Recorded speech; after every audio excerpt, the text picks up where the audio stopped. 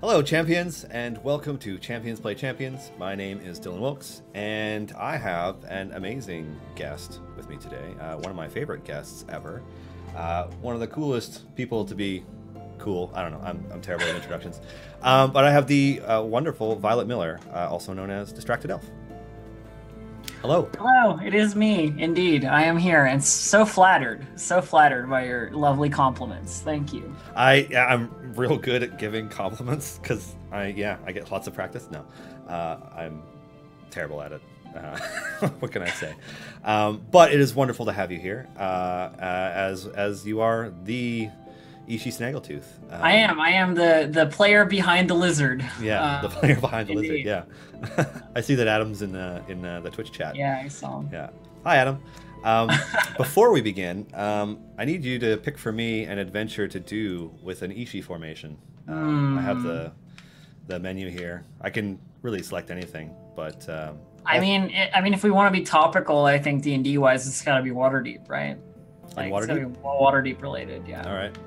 I have a bunch of new variants. Let's see. Only Force Gray. Nope, I don't think you can do that one. Int of 12 or higher. What is Ishi's int? I don't know offhand. It's been a while since I've had her character sheet in front of me, actually. Okay. Maybe not that one. This one, you're fighting with Nordum the Modron in the formation. Let's just do that one. Yeah, do it. Yeah. For all those Planescape fans out there, yes, Nordum the Modron has made it into Idle Champions. And there's Deacon. I'm so not used to this UI yet. It's nice, but it's weird. Getting used to the new setup, yeah. Yeah, it's very cool. Peter spent the last year or so doing a console port of the game so it could come out on PlayStation 4 and Xbox over the last week. And Adam, our art director, has been working on this UI for half the year. It's been like enlightening to me to just see how much work it takes to do this. Yeah. Like it's impressive. So yeah, it's just kind of Nordum just got smoked by a rat. Anyways, too distracted. Not engaged enough. I'll try and get this together as quickly as I can. Actually, I leave the setting up to the professionals, i.e. you, to get the formation sorted. I will sit here and I don't know, make strange faces into the camera. So yeah, I would actually. Before we even get into Ichi and just idle champions and other gaming, I'd love to know what your gaming setup is like at home. Like, do you play a lot of console when you stream as well? My current setup, no. I mean, mostly I'm a PC person because the kind of games I like are primarily on PC. Okay. In terms of like grand strategy stuff and that kind of thing, it like plays better on the computer. But I do, for some like major releases and stuff for PS4 stuff, I'll do PS4 games. Yeah, like Red Dead. Did you get into Red Dead? I played like 2 days of Red Dead and then realized it was boring, and then I hated it, and then I gave up. Yeah. So like, what about it? I'm just curious. I'm not shit talking Rockstar because they make amazing products, course, but I'd be very curious what it is about it that like I feel like fails to engage you. As pretty as it was and is, like, it is undoubtedly a beautiful game, but it's really slow. Mm-hmm. I was not engaged by the story in any way in the first 2 days of playing it. Yeah, and everything felt like it was like dragging me through molasses to get it done. And then when they were like, "This is the exciting part," it was really like awkward and. But is it? Like, yeah. Difficult? Yeah. I don't know. I feel like their mission structure is like pretty antiquated. They got the same mission structures they had back in like Grand Theft Auto 3, which is like, go to this thing, do this thing, follow this waypoint, go and do this thing. And it just doesn't work the same way for Red Dead as it does for. So it's not it's filled with like fetch quests. Yeah, kind of. I just felt like there's a lot of busy work, and the game expected me to do it all. Yeah. Okay. Well, fair enough. I struggle with games that are that open world. Yeah, like too much. Well, I get like information paralysis. Like, you could do this 50 million things. I'm like, but I don't want to do 50 million things. I want to do one thing, and I don't know what that one thing is because you're overwhelming me with too many things.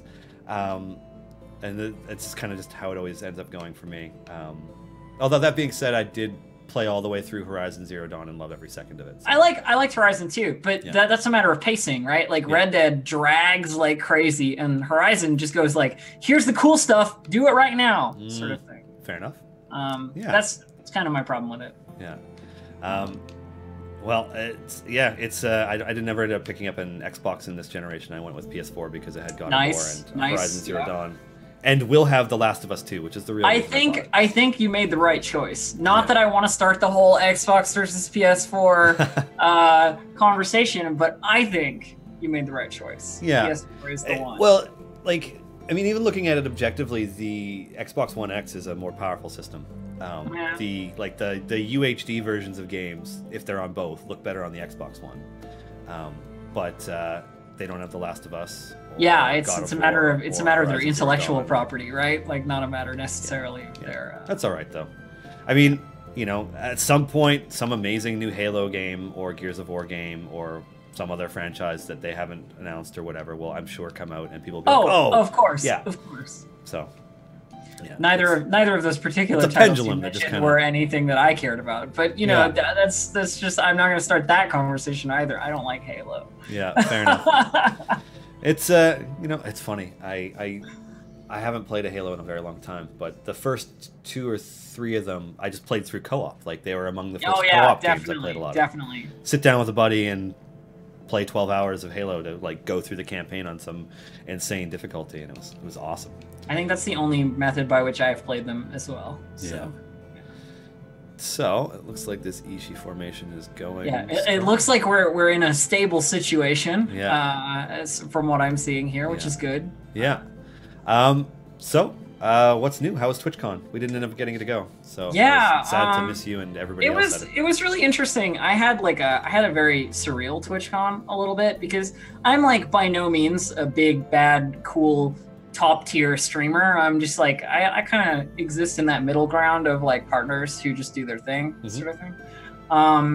And yet my face was on a bunch of stuff and like on like big video screens and like stuff because I was doing the Twitch ambassador thing. I was like one of the 50 people they picked for that.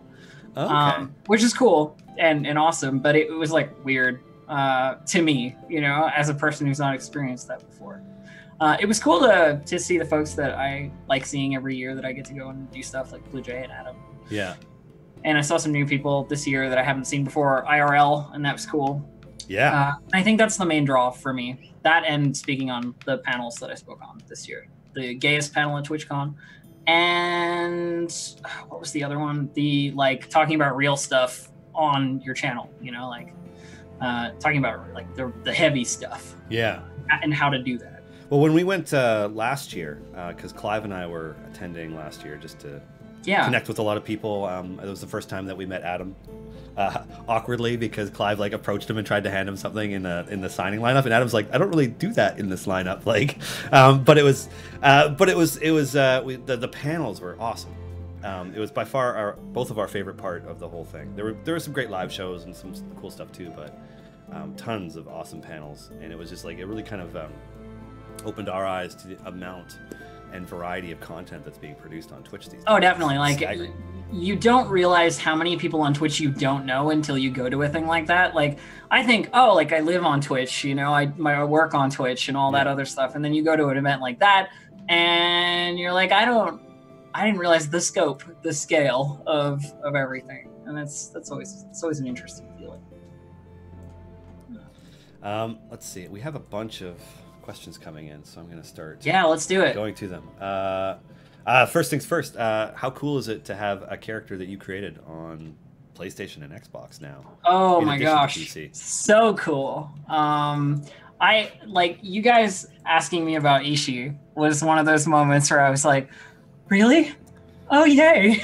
You know, and it's just been like an overwhelming thing in terms of like this character that I invented, who is probably one of my like wackier, sort of like weirder characters, has gotten so much love, and I really appreciate that people like them, and that she's like got people that you know either mechanically enjoy what she does in Idle Champions or like aesthetically enjoy this little annoying kobold.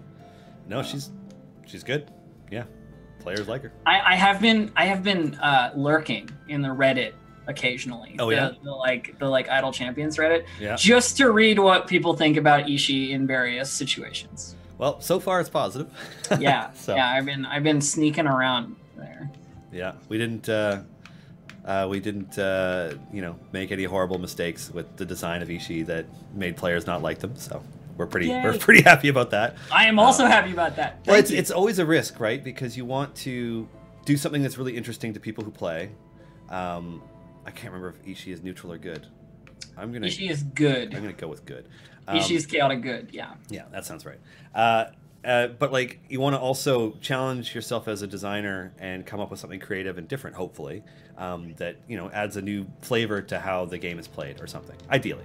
Yeah, and like you don't want it to be the same as the other characters that are in that slot necessarily, but you also don't want to make it amazingly better or amazingly worse, sort of thing.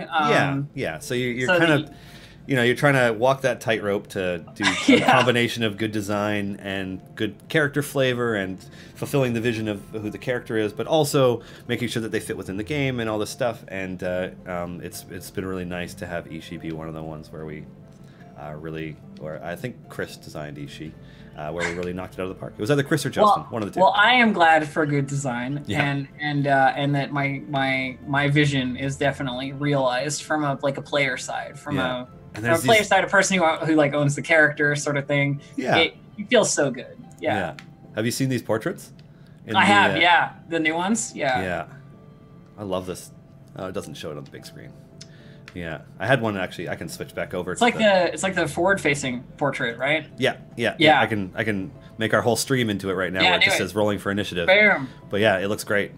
Yeah, she looks so heroic. It's great. And the hat. I think Alexis did that portrait, and Alexis did an awesome job. But it was also one of those things where, like, the first version of Ichi that Alexis drew, just with the vibrant color palette and how it all came together, we're like, oh, this is awesome. Stands out in such a great way. I think one of the funniest things that came up when we were going through like the art stuff for Ichi, and like I was getting, you know, like test stuff and seeing the roughs and so forth, was the question of like, in all the art of Ichi, she's not wearing any clothes. Pantless. Yeah, like at all. So it's like we got to put some armor on her, probably. You know. So that was kind of a funny sort of back. Other than the cloak, she's like in all the art that we've got of her.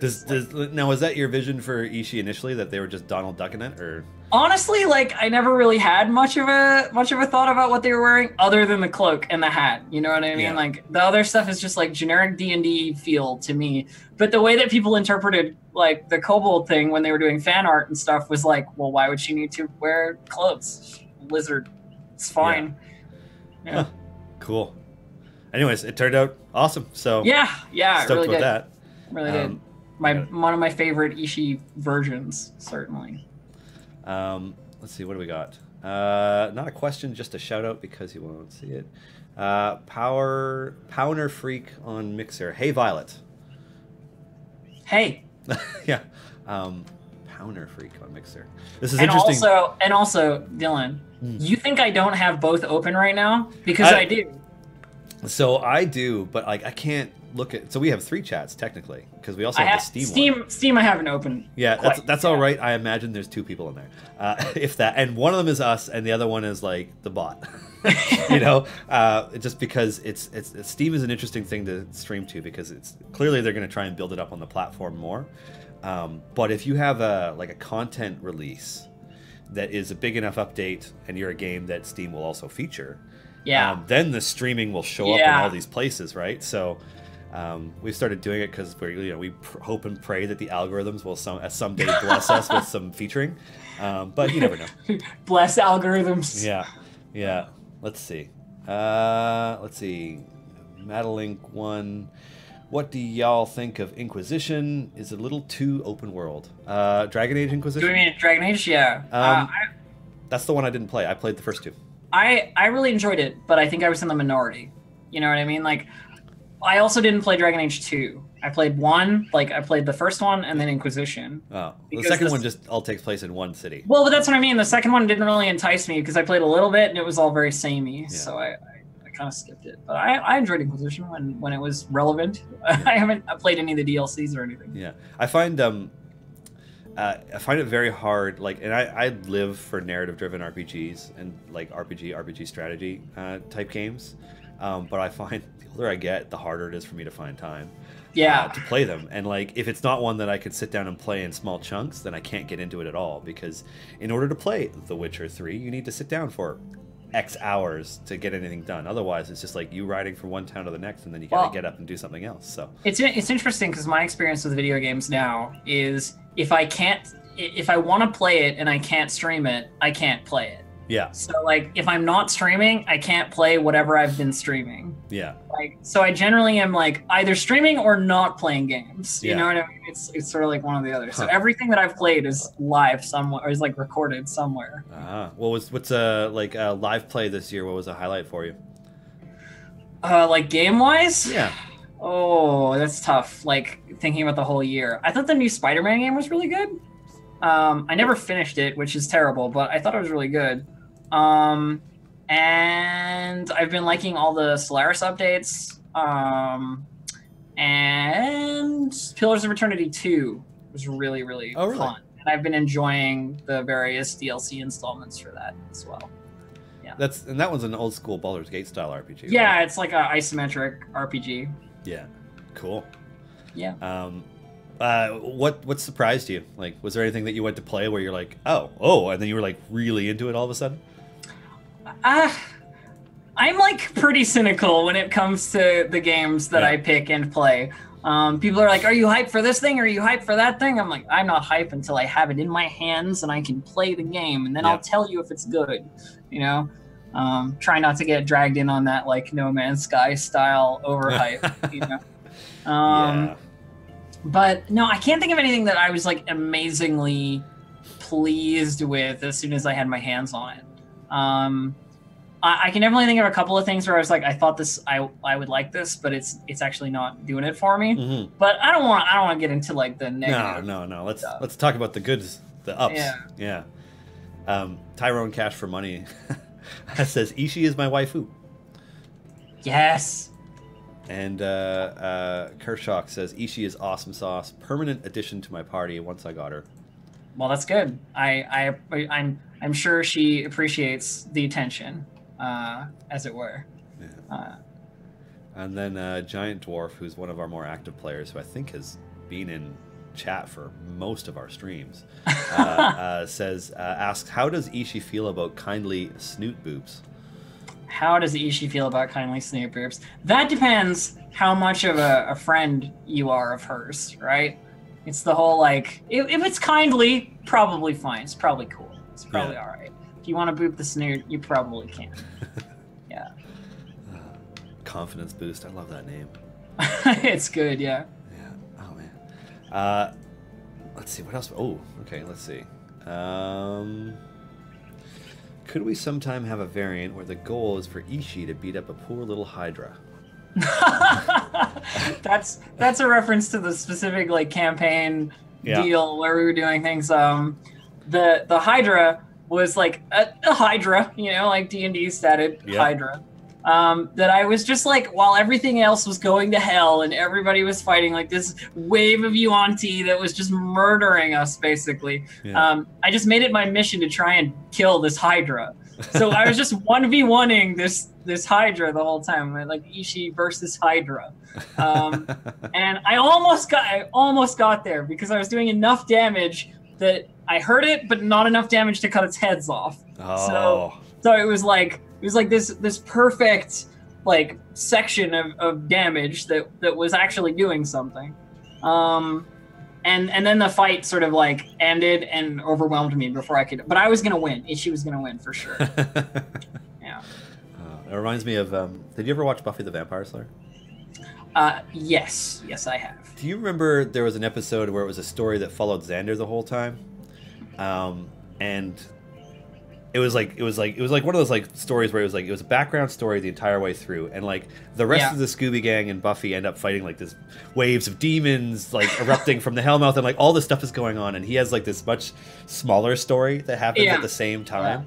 But it's like, you know, it's all character driven, and it is sort of exactly like that, except it was more me just being like, I know we're gonna die, but I'd like to kill this Hydra. Yeah, you know, that was the first thing that came to mind. Joser in D&D says, "God, the fight was epic. Thank you, Elf and Ichi, for the duel. It was so cool." Yeah, there were a lot. That whole campaign is full of great moments from everybody. Like, it is definitely like the Tomb Annihilation campaign is the campaign Roll20 wise. I think D&D. Yeah.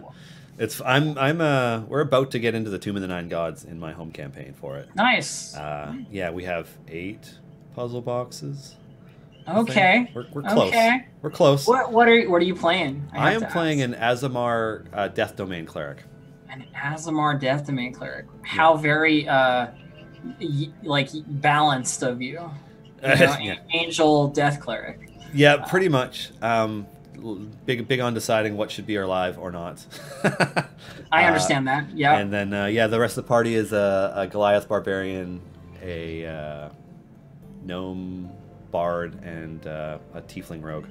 Sounds like a good mix. Yeah, it's a decent mix. You might survive. Maybe, I don't know. I'm sure I will. Whether or not anybody else does. I know that the tomb is just it's a nightmare. It's a murder fest. Yeah, we're gonna struggle. It'll be fun. I'm totally okay with a TPK, but I don't know if the rest of the party will be. So I understand that. Yeah.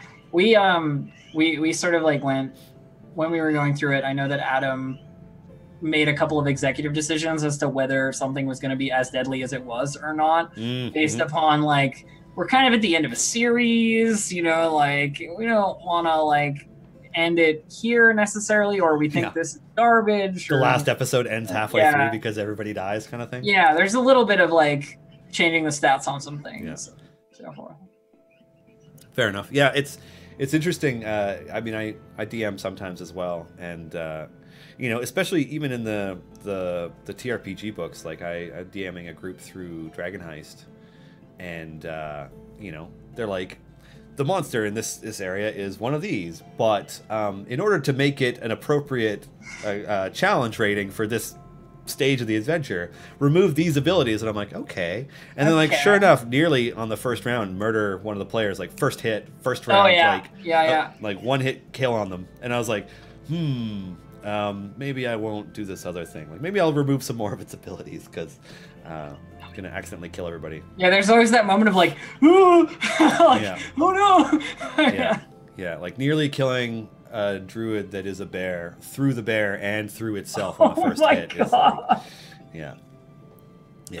And also that was my wife's character. She'd have been so pissed. Yeah. Okay. I got you. Yeah. I'm looking forward to doing some DMing in the new year myself. We're gonna be doing a stream game from excellent. From home here. I've got a bunch of like I'm part of a lot of like LARP communities. Like I do a lot of like live action role play. So what I figured was I get a bunch of LARPers together to play some D&D on camera. You know, like cool. that seems like the kind of thing that could be fun. So like heavy into the RP or like heavy into the RP and like get some costumes on and like really get into it kind of thing. That sounds fun. I'm sure you could pull together a pretty awesome community of people to do that too. Yeah, I've got a couple of people lined up and it'll be fun. It'll be awesome. Fun. Do you have an idea on when that'll launch, or is it one of those things where it's still coming together? It's like late January, probably, but cool. It's also like not a firm date yet. I'm trying to make sure the players are sorted and all that stuff, and they're like none of them are in the sphere of like streamer stuff. Yep. So they don't necessarily like. I'm trying to impress upon them that it's a thing we will do weekly as much as possible. Yeah. Sort of thing, and that like it's not just a jump in, jump out. Yeah, the consistency really helps a lot.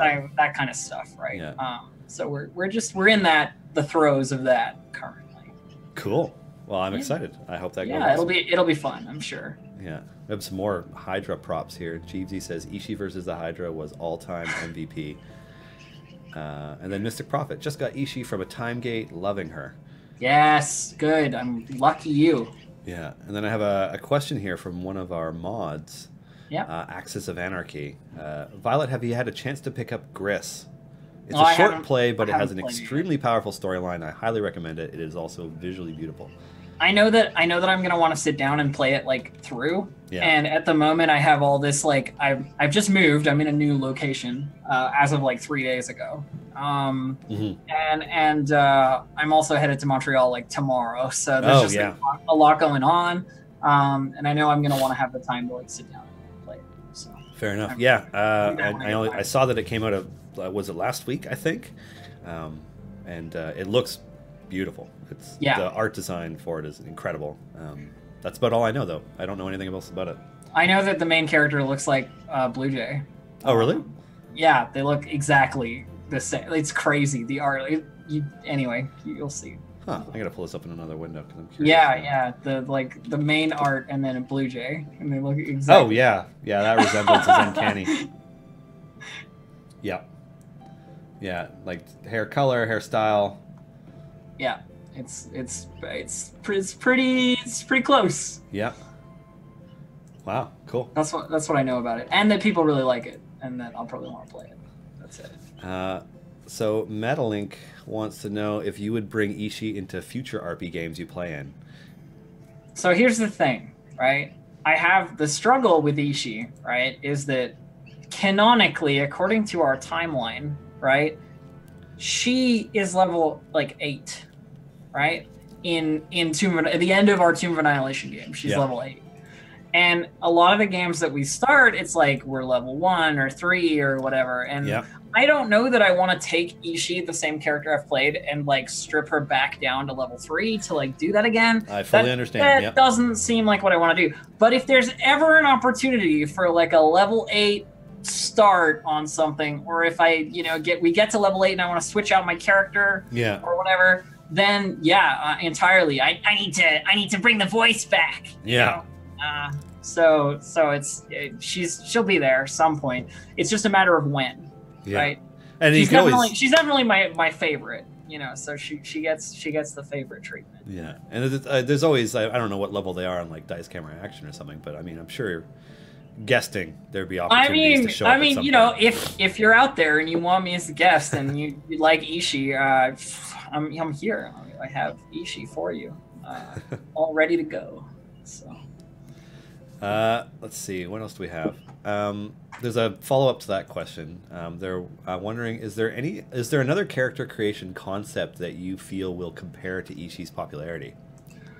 See, I didn't think Ichi would be that popular. She's sort of like, in my head when I created her, she was like this kind of annoying, like gratingly voiced, talks too much, like dork, basically. And I didn't think she was gonna take off like she did. So it's hard for me to predict because my inclination, and this is gonna sound hilarious considering Ichi is the character we're talking about, but my inclination is to play like edgelords, like to play like the gritty, like evil characters. That's kind of my wheelhouse. Life is pain. Yeah, the really dig into it kind of things. And it's funny because when I was making Ichi, I was debating if I was gonna play a kobold fighter or a Yuan-Ti pureblood rogue. Yeah.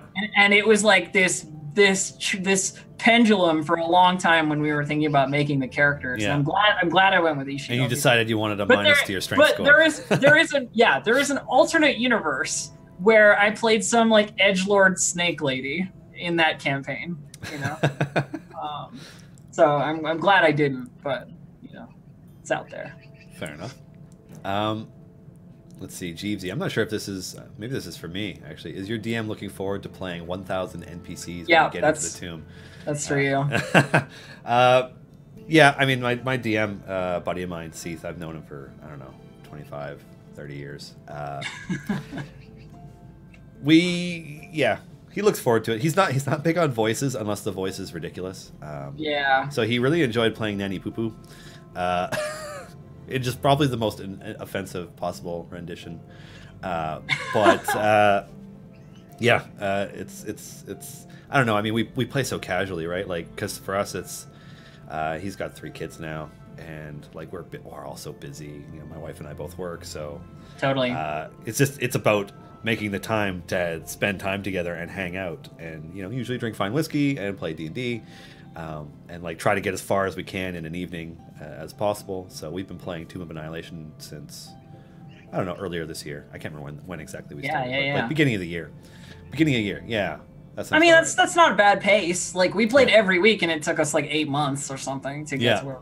Yeah, we kind of zigzagged across the peninsula of Chult, but we also when we do play, it's like we play for hours and hours. Yeah, like a bunch of hours. Yeah, you really get into it. Yeah, so it's good. Let's see, Dave Human. Hey, wow, this is a cool lady who made a cool character. Dave's one of my other players in the campaigns that we do. So. Let's see, Maruli X. If you want to get Ichi killed, DCA is there for you. Yeah, I guess that's a fair point. They do tend to kill You their know guest what? stars. Bring it on. Ichi is fucking powerful. I am ready. Yeah. Okay. They killed the Binwin. Stats for days. Yeah. Yeah, they murdered Binwin. They murdered tons of characters, actually. Yeah, they're good at murdering their guests. Yeah. Definitely. Yeah. I feel like that's a Chris Perkins thing. Probably. You know, like, got to keep the stakes high. I mean, all the characters on the show have died a bunch of times too, pretty much, haven't they? So I don't know. I haven't kept up with it necessarily. I know Anna's characters died at least twice, and like they failed. Like they all died in Barovia and were reborn, except for Holly Conrad's character. So, so that's, you know, at least 3 notches there. Yeah, it's a merciless torture fest on. That'll do it. That'll definitely do it. Yeah. Jenny 99, just me who thinks Dylan looks like Sal from Impractical Jokers. I don't know what Impractical Jokers is. I don't know. I gotta Google that right now. I would like to say yes or no, but I don't know. Hey friends. I hope it's a compliment. Yeah. Hey friends out there in the old various textospheres that are next to videos right now. You should ask me some questions about Ichi. I would love to answer them. I'm just throwing that out there. This is the time. This is your moment. This is your opportunity, if you have any. I don't even know what Impractical Jokers is. I don't know. Anyways, yeah, ask Ichi. Ask Ichi anything. What would you like to know about Ichi? And you're welcome to ask Ichi instead of me, and I will answer in character. You should take advantage of that. Just saying. Chats. Just saying. Yeah, there's a lot of questions that could be answered. What is Ishi's favorite porridge topping? I'm seeing this in chat. Porridge Sorry, topping? I'm stealing your job. I'm like, no, go for it. Yeah. I was looking at the other chat. I didn't see probably some kind of like gross crushed bugs. You know, like she's the kind of person who'd be like, sweet cockroach. Yeah. Ray Cool wants to know if you will share the recipe for pocket soup. Okay, this one's got to be in character. I got to do this one in character. It's a really easy recipe. Just take whatever rations you have on hand. It really doesn't matter what they are. Bread, meat, biscuits, whatever. Put them in your pocket, whatever pocket you've got. It doesn't matter if it's a little bit leaky. It's fine. And then just pour water on it. And it just like mushes it up real good. And then you just leave it in there for a little while and you're good to go. Whatever else congeals in there, it's bonus. It's extra. It's real good. What is your favorite food? Or are we talking about Ichi? Sorry, Ichi. What is your favorite? What is your favorite food? When I can get it, and it's not very often, like a really big steak is the best. But I never get an opportunity to be in a place where there's that much food all at once, nicely prepared. Strudel Poodle would like to know how Ichi fared in the Tomb of Annihilation.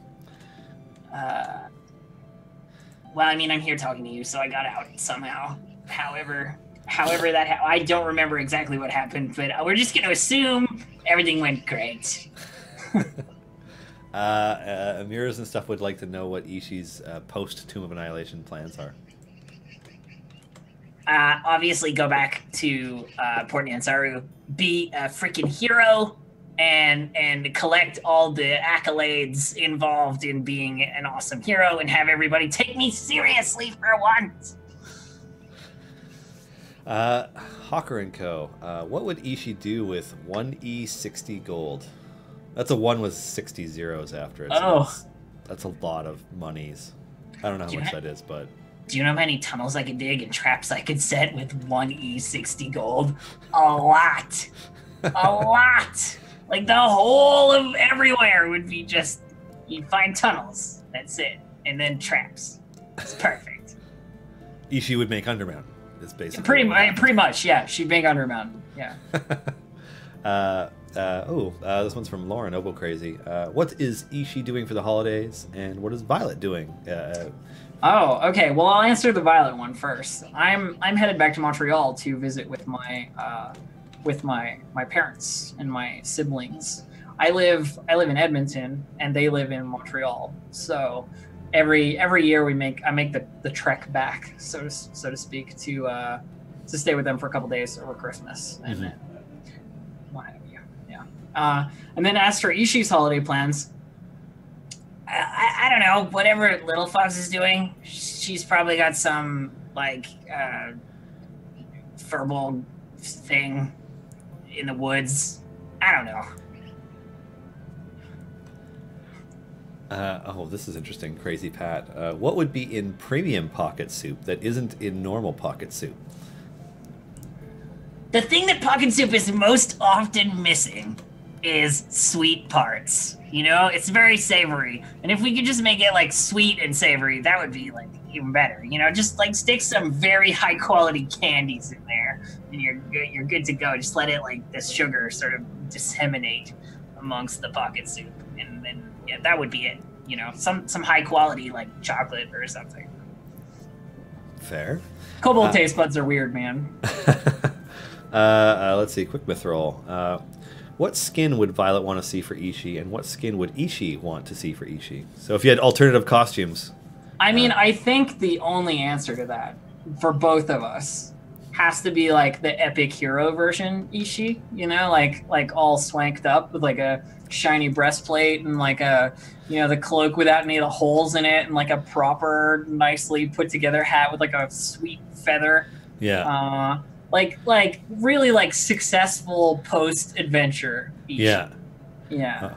A bag of gold hanging off her belt. Or alternately, chat brings up a good one, some kind of dragon-related tribute costume, you know, like like a big dragon jaw helmet or something. Yeah. That was definitely also good. Okay. Dave Human wants to know how Ishi feels about robots. I've never met one. So probably okay. And then strangely enough, there's another question from I'm Just a Dave.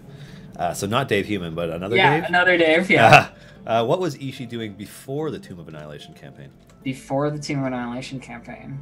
Well, I stowed away on a boat from Baldur's Gate all the way to Port Nyanzaru, and then I kind of got stuck there. And I've just been hiring out the services and definitely not 100%, definitely not stealing anything from Wakanga while I was in Port Nyanzaru before this. Never. Also teaching Little Fox how to deal with towns. She's not very good at that. Eki Thump wants to know, what is Ishi? Ishi is a kobold fighter rogue. A little lizard friend with a rapier and a heart of gold. That is my best description of her. Madeline wants to know hey Ishi, what did you ever meet back up with Little Fox? Of course. Little Fox just gets angry and then it runs off, and then once we got out of the tomb, it was no problem. She knows how to follow us. It's not that difficult. Storyteller Mars wants to know who would play as Ishi in an Ishi biopic movie. Oh my gosh. That's really difficult. I don't know. I can't think of a good actor off the top of my head for Ishi in a movie. It would just be a voice, I think, because like he can't, like Ishi would be some kind of computer animation, like well, if you had like to pick a voice, like a puppet, you yeah, know? like the Dark Crystal. Yeah, exactly. That would be interesting. Yeah, I don't know. I don't think I can answer that one. I would like to do it, you know? As the original voice of Ishi, I think I could be a good voice of Ishi in various other things. Yeah. That's my cop-out answer. What is or was Ishi's favorite trap in the Tomb of Annihilation? In the tomb? Yeah. Well, from Tomb of Annihilation. So I guess it could be anywhere in Chult, but the tomb itself is basically traps. So. See, the thing about traps is it's not a good trap unless it's got some root in classic trapology and then some creative difference, you know? It's got to be like, you got your classics, like your pit traps with spikes, your swinging axe traps, your dart traps, your falling rock traps. There's lots of good traps. But the real trick is to take that and then make it into something different. And I think the falling rock trap variation outside of the tomb, where you go in to the thing that looks like the door, and then it's not the door, and then rock closes behind you, and then poison gas fills it. That was pretty good. It's a pretty good setup. Like, now outside the tomb, like Ishi making a trap to in her new Undermountain built with an unlimited amount of money. What would you do to adventure first?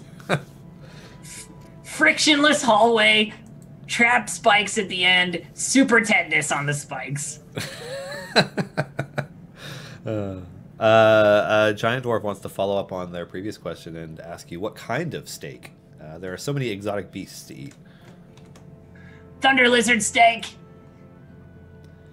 Because, like, you saw the big thunder lizard jaw outside of that tavern. They got to be big and have, like, a lot of steak on them. Yeah. Tons of steak.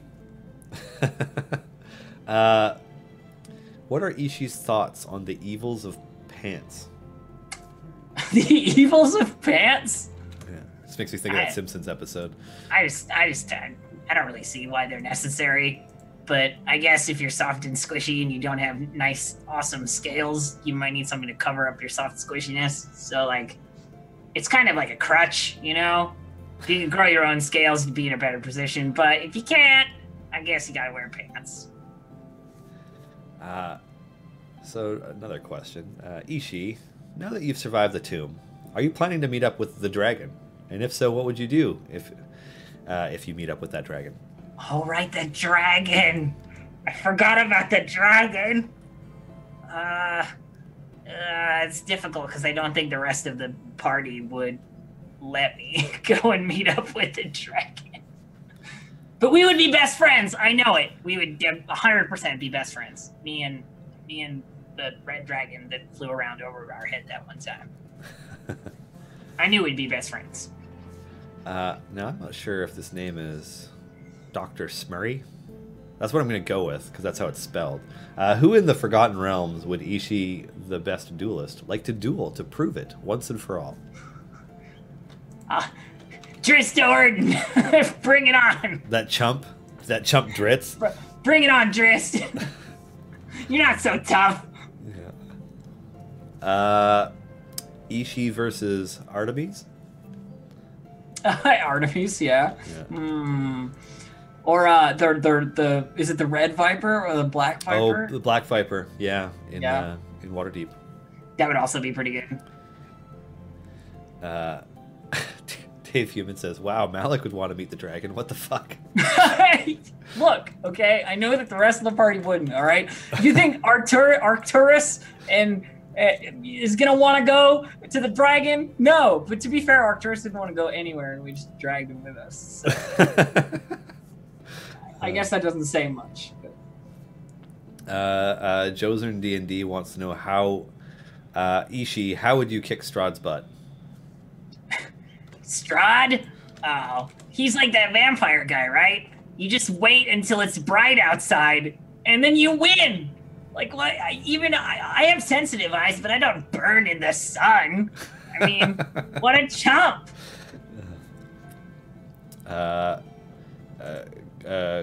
Krobasar wants to know what Ishi's online dating profile would say.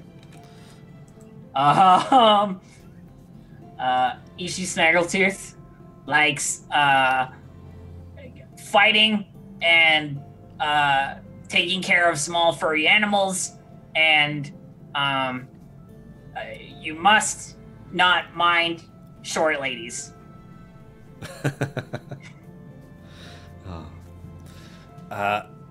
So that was like a flurry of questions that all came. Yeah, there we go. There we go. You nailed it. Yeah, we'll see. We'll see if anybody else has anything. I just thought, you know, since we were doing a questions thing, I should. Solicit some questions. Yeah. Yeah. Sorry. Now you have since moved on to another character in. I have. On yes. Fridays. Yes. I play in our new campaign, the Dragon Heist campaign. I play a character called Rin Stillwater, and she is a well-spoken, well-read, highly educated half-elven bard. She's very well dressed. You know, she keeps herself very tidy, and is generally kind of a, you know, nose in the air kind of person. But her past life. Her background is the polymorphed background. Oh yeah. From Xanathar's Lost Notes to everything. Xanathar's Lost Notes to everything else. Yeah. And my background for her is that she spent 10 years as a mage's raven familiar, as a punishment for trying to steal something from that wizard. And now she's back and like trying to deal with the fact that, you know, things are different 10 years later, and she's still trying to be all authoritarian, and it's not really working for her. Huh. So what, like, how do you integrate that background into the character? Like, honestly, it's difficult to do because of the adventure path. The adventure path very much does not care what your character is. It is a matter of the adventure path, right? Yeah. But for me, it's just a matter of characterization. Like, what kind of things would set them off? What kind of stuff would they maybe do? Or what kind of like weird foible might they have? Like, did they still enjoy the food they enjoyed when they were trapped for 10 years in a different form, you know? Yeah. Or whatever, like these kinds of things. And it's more about thinking about that. I don't think I've even explicitly stated the background, like, on the actual stream. Yeah. So the other companions have no idea. One of them does. One of them does, because they have like a little background tie-in. But, you know, she's fun, and I really like her, but she's a completely different kind of fun to Ichi. Like, Ichi is sort of like chaotic, right ahead, like act the fool kind of stuff. Yeah. And Rin is the group mom. Like, everybody else is freaking crazy, and she's the only one who's like, no, come back, sit down, listen to what I'm saying, kind of person. It's just like a different kind of fun. Yeah, so it's got to be a fun change of pace. Just kind of. I like to mix it up, you know, and I like to think I have an all right range when it comes to like acting these things and like doing these things. Yeah. So it's fun to sort of like stretch that in directions where I haven't sort of gone before. And definitely being the responsible one is not something I often do. So. Cool. I have a couple more Ichi ones here. All right. Kicksum wants to know what kind of feather is in Ichi's hat. I don't tell anyone, but I found it on the street and I thought it looked cool. That's why it's bent. I think somebody stepped on it, but I don't really know. It's a feather. Yeah, that is. It's a feather, and adventurers have floppy hats with feathers in them. That's adventurers, and I got that. Jeevesy wants to know how Ichi would react to Floon Blagmar as played by Adam. Ichi and Floon would probably be best friends, because Floon played by Adam in our new Dragon Heist campaign. He's like the most annoying, like he does a voice like this for Floon. Like all like plug nose voice, you know. He's just like, he's sort of like a well-meaning idiot, and I think Ichi and him would get along because they're both kind of well-meaning idiots. Giant Dwarf wants to know if Little Pig is a reincarnation or avatar of Optap. So Little Pig is Nubub, obviously, and we say like Nubub means little pig in like Draconic, you know. Yeah. And the running joke, and it's actually in Idle Champions. Yeah, the running joke. Uptow. Yeah. Question mark. The running joke is that Nubub was like actually just Ooptao watching the whole party the whole time as this little mouse in Ishi's pocket. Yeah. Which is why the highest epic level Nubub item in the Idle Champions set is Nububtao question mark. This mouse is a bit too lucky, even for me. Does he have a higher calling? Yeah, exactly. It's great. I like it. But yeah, I think it's legit. I think the mouse is Ooptao, obviously. Huh. It's actually, I was gonna follow up on that thread in that, you know, like you're playing through Dragon Heist with Rin now, but like, how would you have approached it differently if you were playing Ishi through that campaign? It would probably be pretty different.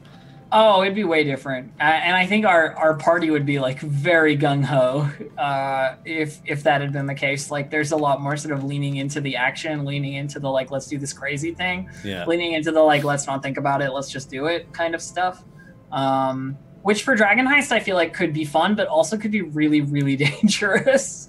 Like, there's a lot of Dragon Heist stuff where it's like, oh, you want to go into that manor, do you, and like find out what's going on? Yeah, good luck with that. Yeah. Kind of stuff, and I think it's true. I do find that in Dragon Heist I spend more time trying not to kill my players. Yeah. What I will say is that we're doing Mad Mage after Dragon Heist. Oh, really? And if we get to such a point where we're level 8, maybe Ishi will be there. Yeah. I'm just gonna throw that out there. I'm kind of thinking. Yeah, there's lots of room in the Dungeon of the Mad Mage to do that. I mean, you know, it's a 6 to 20 book, like filled with insanity. Yeah. I'm pretty sure it's one of the biggest books they put out in 5e, and it's just. It is. I've seen the inside of that book, and it is just maps and words. There's no like flowery pictures or anything. It's just maps and words. It's massive. Yeah. Yeah, it's easy to see. I don't know if they were just going overboard with it, or if they just felt like they needed to live up to Undermountain's legacy as the dungeon. Yeah. Because they even call it a mega dungeon. I honestly love the scale of it, but I've never been much of a dungeons person. Yeah. The D&D stuff for me that really sticks is the like character interactions with other players. Yeah. And sort of the party dynamic and the role play and the like other stuff, which is not all to do with the D&D rules, obviously, because the rules are mostly about fighting. Yeah. But dungeons have always been weird for me because it's one of those things where it's like the only interaction you get is with the party, basically, because it's you against the environment, and there's no like going to the inn or whatever. There's just like this dungeon in front of you, which is interesting, but always seemed to me like the most difficult place to really have an engaging like role-playing experience. You know what I mean? Versus like the battle game experience that D&D sometimes is. Fair enough. So we have time for one more good question. Ooh. And Josern D&D asked, what would Rin and Ishi think of each other? What would Rin and Ishi think of each other? Yeah. I don't think Rin would consider Ishi to be very useful. It's one of those things where it's like, I don't know that she'd give Ishi a lot of a chance to like prove herself unless there were like some reason to do so immediately. I don't think they'd get along, basically is what I'm saying. They're both oddball misfit outcasts, but every single character that I've ever made is some kind of oddball misfit outcast, because that's just how it goes. Yeah. But they're completely different like spectrums of that. You know, like Rin is full of self-importance and Ishi is full of wanting to prove themselves, sort of thing. Like there's like these two different levels of outcast. And yeah, I think Ishi would quickly leave Rin behind, and I think Rin would not enjoy Ishi's exuberance when it comes to dangerous situations. Huh. And on that note, because they're so different, everybody, like, it's hard not to build a character that you're not expressing some aspect of yourself through. So like, they're pretty different. Like what out of yourself on a regular basis? Like what parts of Violet Miller are making it I see what you're saying. Rin and Ichi.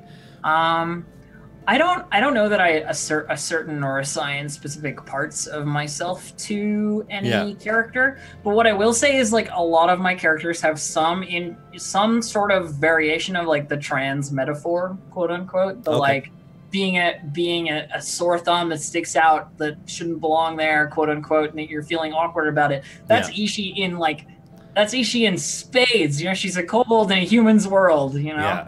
And then Rin is sort of the like doubting self-assurance, where if you look nice and you tidy yourself up well and you act within the law and respect authority, then you'll be protected, you know, then you'll be like okay, sort of thing, which is maybe not necessarily true, but it's like a thing that lots of people think. And like I've had other characters that are it's all the same thing. It's a variation on like, are they really a monster or are they just a person that's different? You know, kind of stuff. Cool. Well, they're wonderful characters. So I mean, Thank you. I think you're doing great work. I'm glad you like them. And I'm glad that you stream. I was watching you play Death Gambit a while back. And it looked mostly fun, kind of fun. It was fun. It was short. It's fine. It was interesting because I was looking at it, I was debating getting the game, and I was watching you play it, and I'm like, I feel like what I really want to do is just play more Castlevania Symphony of the Night, so I just go back to the old game. It's very much that, like, I feel like I could be playing a platformer or, like, action platformer thing that is less clunky than this. There is one that exists somewhere, you know what I mean? That kind of stuff. It made me want to play more Salt and Sanctuary. Interesting. Okay. Well, anyways, we are approaching the end of the hour, and I like to end well in time of, I don't know if Wizards even has something else coming on today. I don't think they do. This is an interesting week for them, but we say we're going to do something for an hour, so are there any shout-outs you'd like to give before I wrap this up? I mean, of course, shout out to my folks in the Roll20 campaign going on right now on Fridays on twitch.tv/D&D right here, in fact. Though our holiday schedule is all messed up, so don't look for us until January. Sort of thing. But we're coming closer to the end of Dragon Heist, and I'm really looking forward to getting there with Adam, Dave, Blue Jay, and Lauren. Random Tuesday. So that's cool. Check that out. I can't think of any like other shout outs that I need to make necessarily. I mean, I'll shout myself out. Hi everyone, go to my stream. It's there in the link in the chat probably. You should go there and follow me. I'm pretty cool, I swear. It looks like the Moobot has now posted Obo Crazy's on it. Lauren always is. Well, thank you so much for taking time out of your Edmonton day to join us. More than welcome. And I hope you have an excellent and safe trip back to Montreal and a wonderful holiday season. I will. And you as well, Dylan. Enjoy your holiday season. I don't know what else you've got lined up for the next couple of days, but take it easy. I know you're not. We're going to order Chinese and drink scotch on Christmas. And, do nothing. Play video games. Board games. Hell yes. Yeah. That's the way to go. Super easy. We can retire in and be hermits once every couple of years. So that's what we're doing. So, anyways, thank you so much. And huge thanks to Clive and Chris and Erica, who are, moderating chats and trying to help me out with questions and all those things throughout all of this. Thanks to the D&D team for, this stream existing, for this game existing, for D&D existing, for, maintaining the legacy that Gary and Dave started decades ago now. Which going wide with these shout-outs. And tune in again tomorrow for our second to last stream of the year. But until then, have a wonderful day, and we'll catch you again soon.